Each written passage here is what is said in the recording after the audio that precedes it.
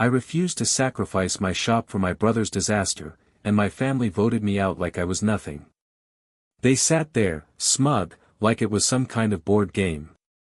Majority rules, Dad said, with a grin that cut deeper than any insult. My sister didn't say a word. Just stared at the floor. So I leaned in, calm as ever, and said, then let's vote on something else. I slid a folded paper across the table. They opened it. And that's when all hell broke loose. Name's Noah. I'm 35. I run a modest little hardware store tucked away in a dusty corner of Iowa. It's nothing fancy, just aisles of nails, paint, and tools, but it's mine. I built the whole thing from the ground up 8 years ago with every last cent I had, right after my dad told me I'd never make anything of myself. See, I've always been the guy who shows up. When Mom's sink floods her kitchen, I'm the one who crawls under it to stop the leak. When my sister Jenna's old Chevy dies, I'm the one who gets her to work on time. Even when my cousins start bar fights for no good reason, I'm the one dragging them out. That used to mean something to me, family. I thought it meant everything. But Bryce, my older brother, he's always been the star of the show. He was the straight-A kid. The college grad. The one who made Mom tear up with pride every time he did something, anything. Me. I was the quiet one. Steady. Dependable. Which, apparently, meant I didn't shine. My shop became my proof that I mattered too. My hands built something real. Something that could stand the test of time. But all of that started to fall apart last year. Bryce had cooked up some flashy tech startup that sold overpriced gadgets, swearing it'd change home security forever, and it flopped. Hard. Left him buried in debt.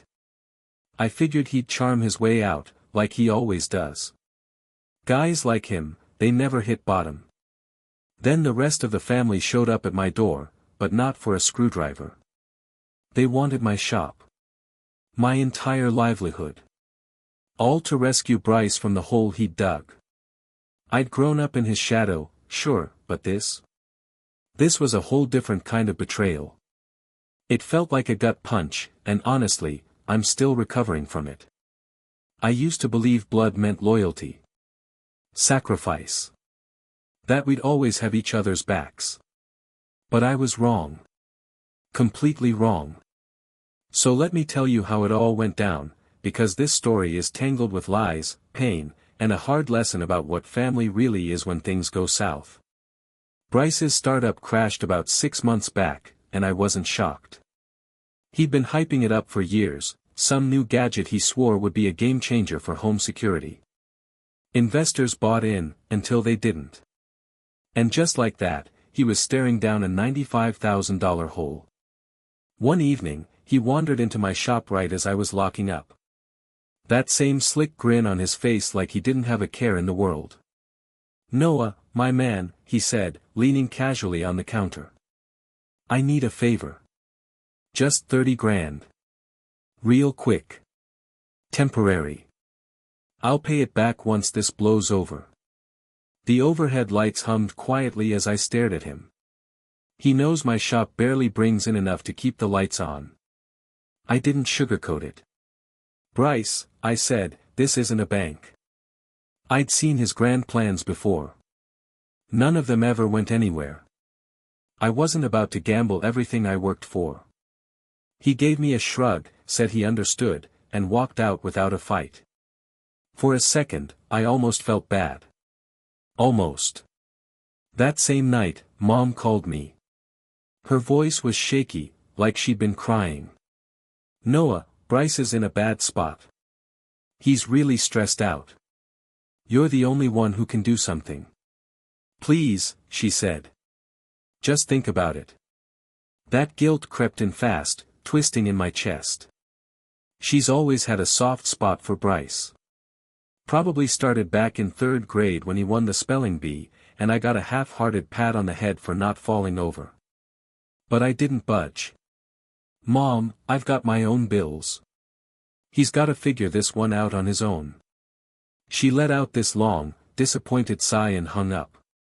I figured that would be the end of it.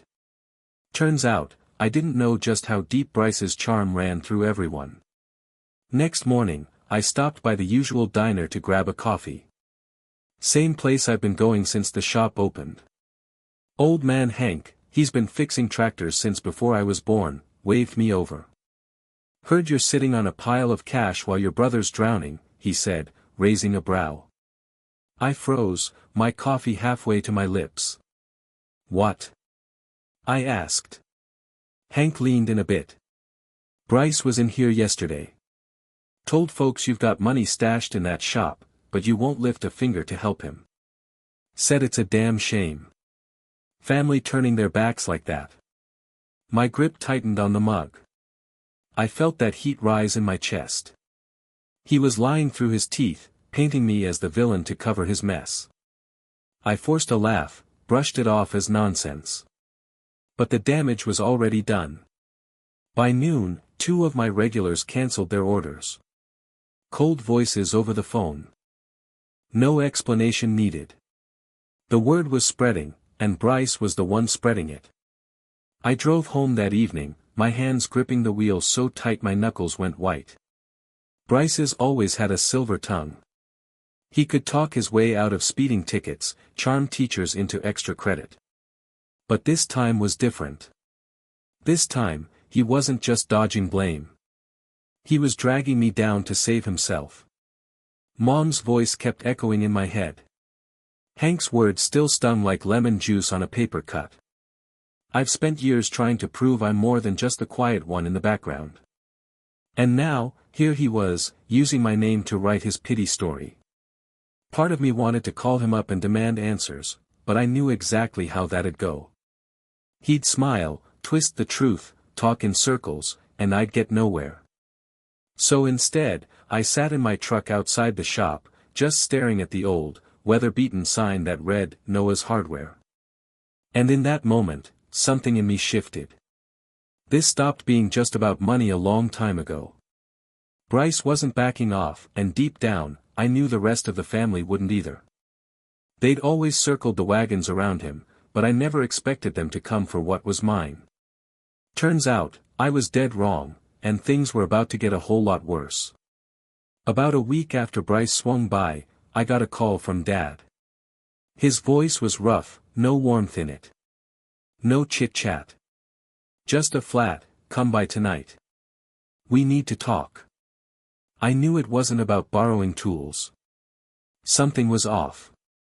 When I pulled into their driveway, it looked like a damn reunion. Mom's sedan was parked in her usual spot. Jenna's old Chevy was crammed in sideways. Even Uncle Glenn's rusty pickup truck was there, taking up half the lawn. My gut dropped.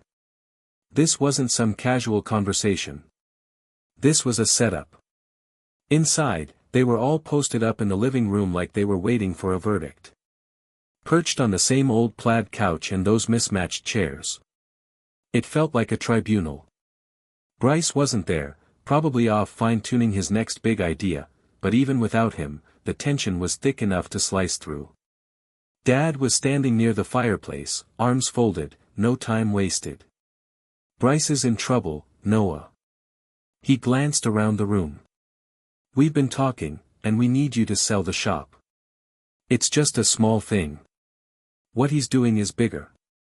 Those words hit me hard, like someone had jabbed me in the ribs. That shop. It wasn't just some little business. It was my sweat, my late nights, my sacrifice. My everything. And now they were calling it small. I tried to respond, but the words got stuck. Just a tight inhale.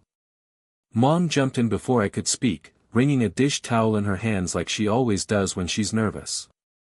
You've always been the strong one, Noah, she said softly. Bryce is just, lost right now. And families help each other through the hard times. Her voice was gentle, but her eyes told a different story. Like she already knew what my answer was supposed to be. Like they'd rehearsed this. I finally found my voice.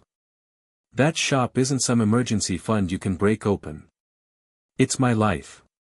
Bryce's had his chances. Why is it on me to clean up after him? Dad's jaw clenched. Because he's got real potential. You're steady. But Bryce could do something big. Steady. Like I was just some reliable workhorse they kept in the background. 8 years of busting my tail, and that's what I was, dependable. While Bryce got to be the dreamer. It stung. I shook my head. It's not fair. I'm not selling. And just like that, Bryce's shadow showed up, without him even being there. Jenna, my little sister, the one I once drove through a snowstorm to get home, decided to chime in. Noah, come on. It's not like you're married to the shop. You could start fresh somewhere else. She said it like she was suggesting I try a different coffee blend. Like it was nothing. I looked at her, hoping I'd see some sign, some flicker of doubt. But she couldn't even hold my gaze. She just looked away. Uncle Glenn gave a grunt of agreement. Family sticks together, kid. Bryce is the priority. And then Mom again, her tone soft but sharper this time. Think of the good he could do with a clean slate. It felt like the walls were closing in.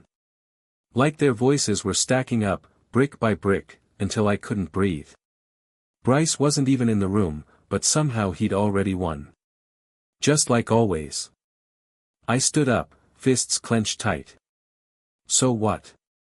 I'm supposed to burn everything I've built just because Bryce can't follow through on anything? I scanned their faces. I've been there for every single one of you. Every damn time. And now you're telling me it still isn't enough? Dad stepped in closer, voice low. Don't make this harder than it has to be, Noah. We're asking. Not begging. Yeah, sure. Asking. It felt more like a demand. The whole room felt heavy with it, pressure, judgment, and that old, worn-out favoritism they'd always reserved for Bryce. I grabbed my jacket and headed for the door. I'm not selling, I said. That's final. Mom called out after me. Noah, please. But I didn't stop. Didn't even glance back. On the drive home, my chest felt tight. Not just from the anger, but from something deeper. Something heavier. Like they didn't see me as a son anymore. Or a brother. They saw me as a tool. Just another way to prop up their precious Bryce. I thought saying no would end it. I figured that'd be the end of it. But I should have known better. They weren't done. What came next wasn't a plea, it was a full-on power play. 3 days after I walked out, I got a text from Jenna. Family meeting. Tonight. 7 p.m. No explanation. No please. Just an order. I almost ignored it. But something in me itched. Maybe, just maybe, they'd finally opened their eyes to the mess Bryce made. I was wrong. Again. When I walked into that same living room, it was déjà vu, same faces. Same worn furniture. But the air. It was heavier this time. Tighter.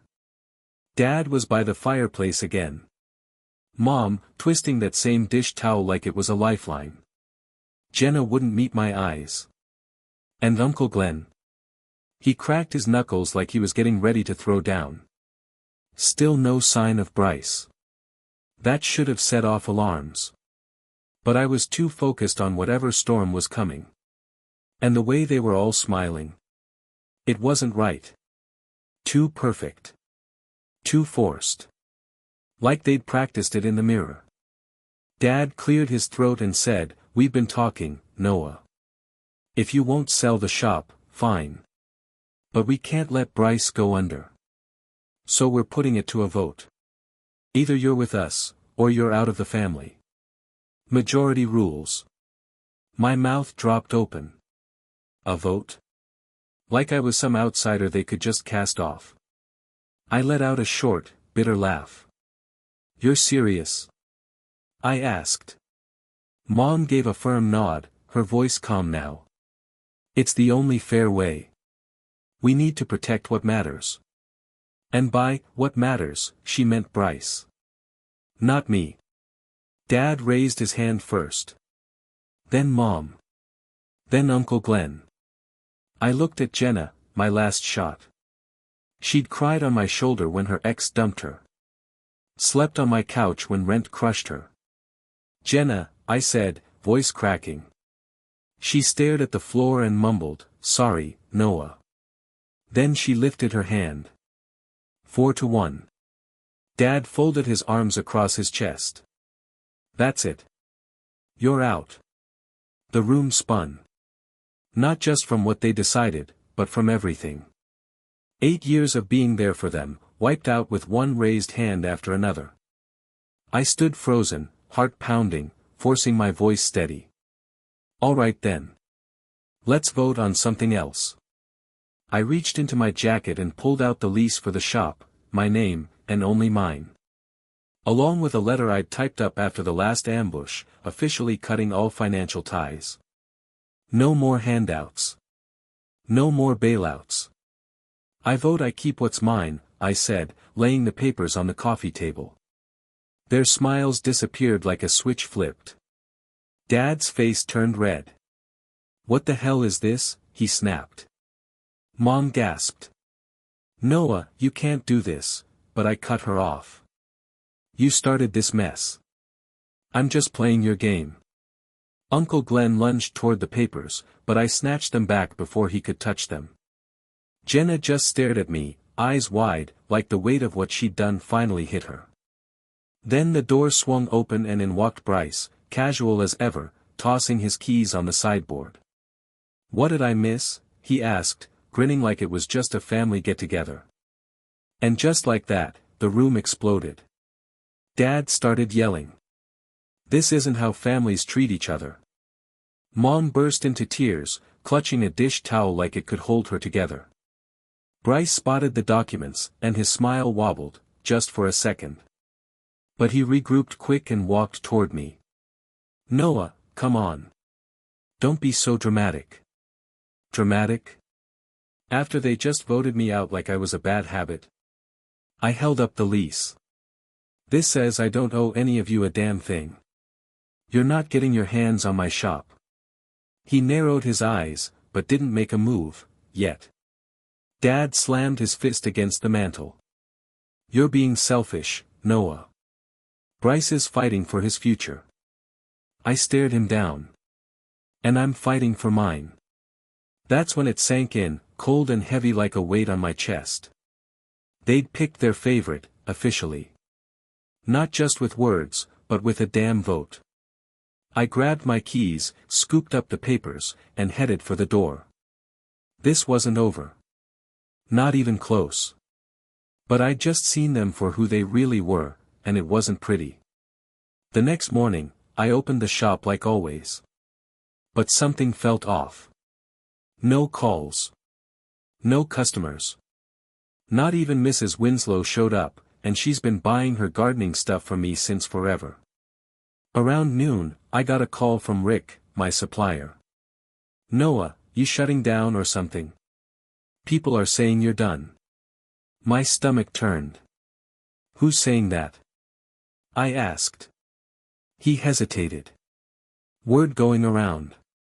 Bryce was at the bar last night, telling folks you're selling the place and moving on. Said it's already settled. I felt the anger rise like fire in my throat. I hadn't agreed to a damn thing. But Bryce was out there, spreading lies, poisoning my business. I hung up, hands trembling, and checked the order book. A bunch of cancellations.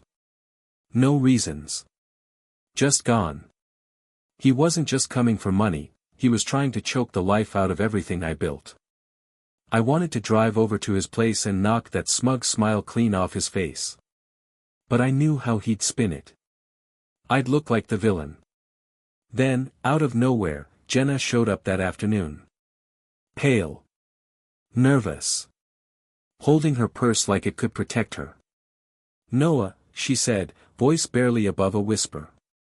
"I need to tell you something." I stiffened. "Go ahead." She took a shaky breath. "It's Bryce. He did something else." My jaw clenched. "Spit it out." She swallowed, her voice cracking. "About a month ago, he came to me. Said he needed a loan for his new business. I didn't have the cash." Her eyes flicked to mine. "So he asked for your shop's info. Said it would help him get investors." At the time, I didn't think much of it. But then Jenna said it. He forged my name on a $20,000 loan application. Used the shop as collateral. My legs nearly gave out. I had to grab the edge of the counter just to stay upright. "What?" I breathed. Jenna's eyes filled with tears. "I found the paperwork in his car yesterday. He didn't send it in yet, but if he had, you'd be stuck with it." I swear, Noah, I didn't know. Didn't know. That didn't make it better. Bryce hadn't just lied to people in town, he tried to rob me of my future. If I hadn't checked my credit after that vote, I might have found out the hard way, through a letter from the bank. I couldn't sit with that. I got in my truck and headed straight to Bryce's place. My hand clenched around the forged papers Jenna gave me. He opened the door in a damn bathrobe, sipping coffee like he didn't have a single care. "Noah, what's up, bro?" he said, like we were catching up over beers. I shoved the documents at his chest. "This? First you're spreading lies about me shutting down, now you're forging my name. You're a damn thief." He didn't even blink. That crooked grin stayed plastered on his face. "You're making a big deal out of nothing," he said. "The shop talk was just that, talk. People forget. And the loan. I was gonna loop you in. Family splits the weight, right? Splits the weight." I stepped in closer, voice low. "You mean you think I'm your personal piggy bank? This isn't about helping, this is about you dragging me down because you can't stand going under alone." He shrugged, took another sip. "You've got the shop. I've got nothing. Chill out." I walked away before I did something I'd regret. But that rage? It followed me. Bryce wasn't sorry. He felt entitled. Always had. The rumors he spread had already wrecked my rep, but the forgery? That was straight up betrayal. I called my bank, froze my accounts, locked my credit. Then I spent half the day begging Rick to put in a good word with our suppliers. But it didn't stop the bleeding, business was still tanking. And Bryce? He didn't give a damn. He'd gambled with my life like it was a scratch-off ticket. And that family vote? It started to make sense. They backed him because he was the one they always bent over backwards for, no matter who he crushed along the way. At this point, it wasn't just about saving my shop. It was about not sinking with him. 2 days after I found those forged documents, Jenna texted me again. "Meet me at the park, 3 p.m. I've got more." I almost ignored it. Her apologies were wearing thin. But curiosity got the better of me. She was waiting on a bench by the old swings, looking like she hadn't slept in days. No small talk, just a shaky breath and, "Noah, it's worse than the loan. I've been digging." She pulled out a folder from her bag, full of bank records and scribbled notes. "Bryce has been pulling money out of Dad's retirement account. For years. Thousands at a time. Every time Dad asked, he blamed it on bad investments." She paused, eyes heavy. "I found the transfers last month. Didn't want to believe it. Didn't say anything." I took the folder and started flipping through it. Dates, amounts, everything lined up with Bryce's wild schemes. Startups. A car flipping hustle. Even crypto garbage. "How much?" I asked, throat tight. "Over 40 grand, she said quietly. The shop was just his latest hit. He figured you'd fold, same way Dad always does. First came the shock. Then the disgust. He wasn't just a mess-up, he was a leech. And the family? They'd let him suck them dry with a smile on their faces. Jenna wasn't done. Her words came fast now. I found texts too. He was bragging to his friends. Said he conned you into saving him. Said you'd roll over, 'cause you're soft. He's been mocking all of us. She slid her phone over to me. I read the texts. Noah's a pushover. Shop's mine soon. Easy money. My hands shook. All this time, I'd been cleaning up after him. And in his eyes, I was nothing but a joke. A tool. I looked up at Jenna. Why are you telling me all this now? She bit her lip. I voted against you, Noah. And I was wrong. Watching him drag you through the mud. It woke me up. He's been running this con since we were kids. Her eyes were red. I didn't feel bad. Not anymore. The truth hit like a gut punch. Bryce didn't just get lucky, he built his throne by stepping on us. That Sunday, Mom called and asked me to come for dinner. Her voice was tight, trying to sound normal. I said yes, not for her, but because I needed them all in one place. The table was set like it was Thanksgiving. Roast chicken, mashed potatoes, 4 fake smiles.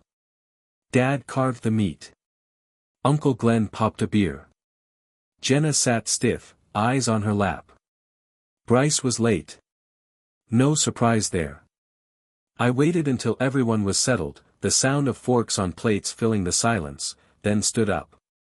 I've got something you all need to see, I said, dropping Jenna's folder right on the table. Pages spilled out, bank statements, Bryce's texts, all of it. He's been bleeding Dad's retirement for years. The shop. That was just his latest con. You're not helping him, you're feeding a parasite. Mom froze, her fork mid-air. Dad's expression went from blank to furious. What the hell is this? He barked. I pointed at the texts. Read it. He's been laughing at us behind our backs. Right then, Bryce strolled in, tie loose, like he was heading to some networking gig. Smells good in here. What's the occasion?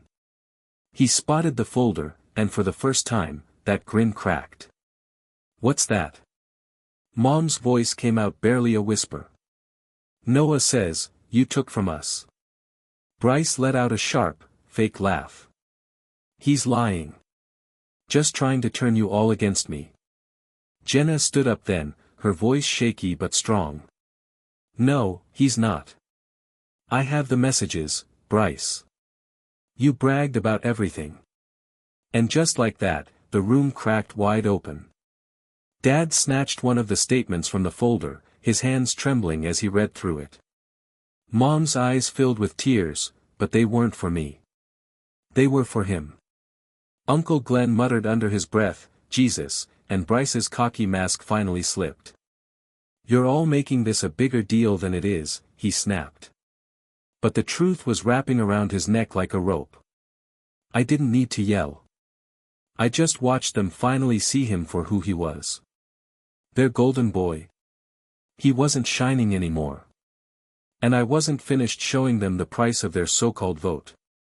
The silence after Jenna spoke up was thick enough to choke on. Bryce stood there like a trapped animal, grin gone, replaced with something darker. Dad couldn't tear his eyes away from the numbers on the page, the veins in his neck bulging.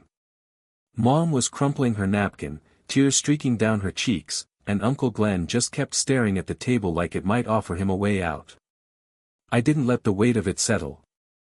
You all voted me out to save him, I said, calm but firm.